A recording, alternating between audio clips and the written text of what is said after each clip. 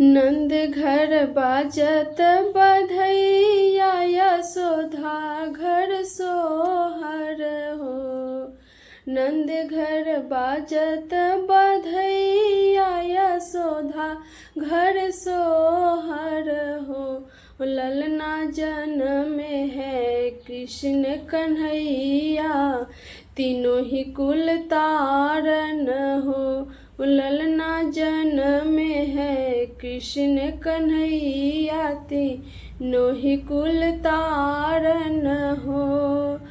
बोलबहु नगर से चमनिया किनार कटाबहु हो।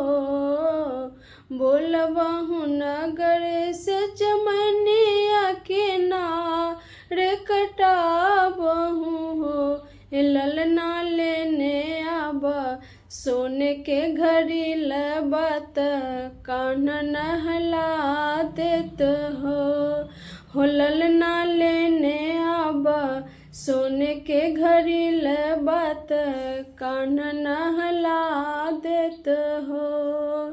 ले अब बास के सुपल कन्हैया न्यूछा हब हो। ले अब बास के सुपल कन्हैया निहुछाब हो। ललना ले अब पियर पीताम्बर कन्हैया पहिनाब हो। ललना ले अब पियर पीताम्बर कन्हैया पहिनावहु हो।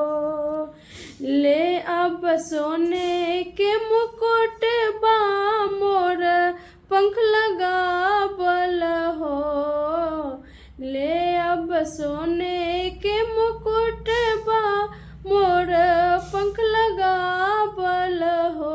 ललना ले अब पैर पौजनिया जे कान्हा पहिनाबहु हो। ललना ले अब पैर पौजनिया जे कान्हा पहिराब हो। नंद घर बाजत बधैया यशोधा घर सोहर हो। नंद घर बाजत बधैया यशोधा घर सोहर हो। ललना जन्म है कृष्ण कन्हैया तीनों ही कुल तारन हो। ललना जन्म है कृष्ण कन्हैया तीनों ही कुल तारन हो।